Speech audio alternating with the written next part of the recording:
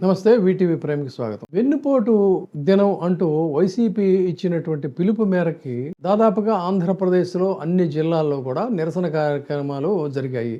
ఈ నిరసన ర్యాలీల్లో సీనియర్ నాయకుడు, తర్వాత సుదీర్ఘకాలం పాటు రాజకీయాల్లో ఉన్నటువంటి వ్యక్తి బొత్స సత్యనారాయణ, ఆయన చీపురుపల్లి నియోజకవర్గంలో చాలా భారీ స్థాయిలో తన కార్యక్రమాలని నిర్వర్తించడం కోసం ఒంట్లో బాగుండకపోయినప్పటికీ కూడా ఆ విషయాన్ని కార్యకర్తల దగ్గర ఎక్కడా కూడా ఆ విషయాన్ని డిస్క్లోజ్ చేయకుండా వాళ్ళతో పాటు తను కూడా పాల్గొని మా ఎండలో అక్కడ ఏంటంటే వాతావరణం ఇంకేంటంటే పూర్తిగా వర్షాలు పడలేదు, తర్వాత ఎండ ఏమో తీవ్రంగా మండిపోతున్న పరిస్థితి. అలాంటి ఎండలో కూడా అంత సఫకేటెడ్గా ఉన్న ఆయన, మీరు కావాలంటే ఆ ర్యాలీ వీడియోలు చూడండి, కీన్గా అబ్జర్వ్ చేసినట్లయితే మనిషి తనలో ఉండేటువంటి దీన్ని ఇబ్బందిని అలా కవర్ చేసుకుంటూనే నడుస్తూ కొంచెం అడ్డంగా ఉన్నటువంటి వాళ్ళని చేతులు సైగ చేస్తా ముందుకు నడవండి, అటు పక్కకి వెళ్ళంటే అట్లా కాస్త లేని దీన్ని ఓపిక తెచ్చుకొని నడుస్తూ మాట్లాడుతున్నప్పుడు ఒక్కసారిగా ఆయన కాస్త సొమ్మసిల్లి ఆ ఎండ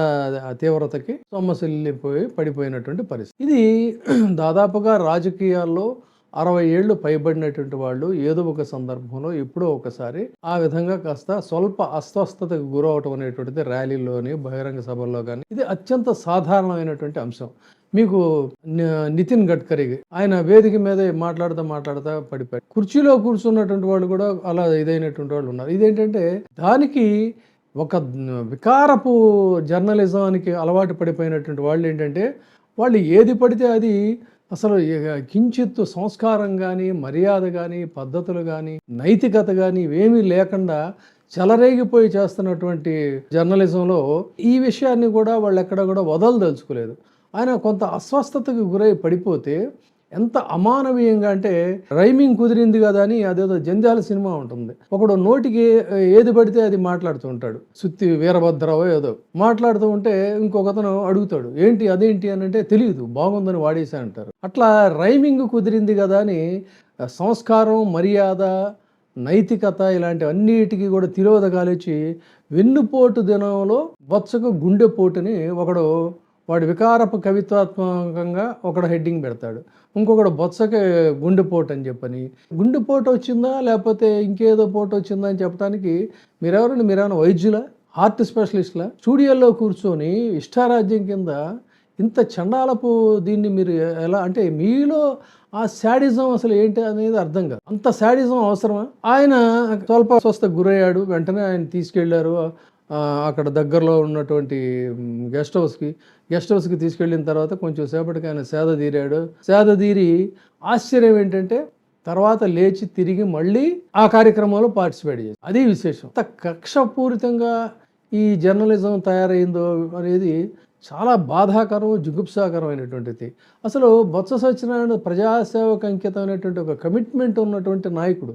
రాజకీయాలు పక్కన పెట్టినట్టయితే పాలిటిక్స్లో కొంతమంది మాత్రమే, ఆ తర్వాత అందరితో కూడా, మీడియాతో కూడా, ఇప్పుడు ఏ మీడియా అయితే దౌర్భాగ్యంగా రాస్తుందో వాళ్ళని కూడా చాలా మర్యాదపూర్వకంగా పలకరించేటువంటి వ్యక్తి బొత్స సత్యనారాయణ. అలాంటిది ఇక్కడ మన ఎక్స్పీరియన్స్ చెప్తాను.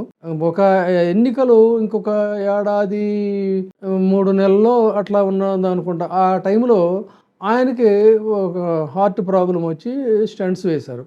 ఆ విషయాన్ని కూడా ఎక్కడ మీడియాకి కానీ ఆయన పార్టీలో కానీ ఎవరికి కూడా డిస్క్లోజ్ చేయాలి. ఇప్పుడు అనివార్యం కాబట్టి నేను చెప్తున్నా. డాక్టర్లు ఏం సలహా ఇచ్చారు, ఒక 6 వారాల పాటు విశ్రాంతి తీసుకోండి అన్నారు. అయినప్పటికీ కూడా ఇదేదో నేను అభిమానంతో చెప్తుంది కాదు, కఠోర వాస్తవం కాబట్టి. అంటే ఒక వ్యక్తిని వాస్తవాలు తెలియకుండా ఎంత పైశాచికంగానైనా మనం ఏమైనా మాట్లాడచ్చు అనేటువంటి ఒక సంస్కారాన్ని బయట పెట్టడం కోసం చెప్తున్నా. ఆ తర్వాత ఆయన రెస్ట్ తీసుకోకుండా తిరిగి ఒక మంత్రిగా తన విధులకు వచ్చేసాడు. ఎందుకు అంటే అదే టైంలో సరిగ్గా ఈ టీచర్స్ యూనియన్ వాళ్ళు గొడవలు చేస్తున్నారు. ఆ సమస్య ఏదో జటిలంగా తయారైంది.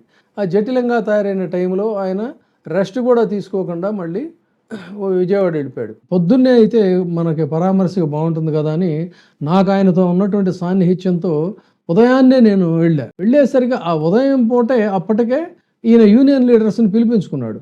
యూనియన్ లీడర్స్ని పిలిపించుకొని వాళ్ళతో మాట్లాడుతుంటే వాళ్ళు మొండిగా, వితండంగా ఎన్ని గంటల సేపు అంటే వాళ్ళు అలా మాట్లాడుతూనే ఉన్నారు. ఈయన ఆరోగ్య పరిస్థితి ఏమో అలాంటిది. అయినా కూడా వాటన్నిటిని చేసుకుని సహనంతో అంతసేపు మాట్లాడాడు. కమిట్మెంట్ ఉండేటువంటి లీడర్ కన్సర్న్ ఆ విధంగా ఉంటుంది. అందుకని తమ నాయకుడు ఇచ్చినటువంటి పిలుపు మేరకు ఆ కార్యక్రమాన్ని జయప్రదం చేయడం కోసం ఆయన ఒంట్లో బాగోపోయిన వచ్చాడు. ఆ సఫకేషన్ వల్ల కొంత ఫెయింట్ అయి పడిపోయిన పరిస్థితి. మళ్ళీ తిరిగి కోలుకొని చేస్తే గుండెపోటని ఎలా చెప్తారండి మీరు? ఏ వైద్యులు మీకు చెప్పారు ఆయనకు గుండెపోటు వచ్చిందని చెప్పని? ఇది పైశాచికమైనటువంటి జర్నలిజం కాదా ఇది? కాబట్టి సంస్కారవంతులు ఆలోచించండి. ఇలాంటి దౌర్భాగ్యపు వార్తల్ని వీళ్ళని చూసి మనం ఎంత నష్టపోతుందో ఈ సమాజం ఒకసారి మీకు మీరే నిర్ణయించుకోవాలి. బట్ వీడియో ముఖంగా చెప్తున్నా, బొత్స సత్యనారాయణ గారు మరింత ఆరోగ్యంతో ఇంకా మరింత ప్రజాసేవ చేయాలని చెప్పని వీటీవీ తరపున మనం అభిలషిస్తున్నాం. Thank you. ఇప్పుడే సబ్స్క్రైబ్ చేయండి, లైక్ చేయండి, షేర్ చేయండి. వీటీవీ ప్రైమ్, మీ ఉత్తమాభిరుచుల సమ్మేళనం.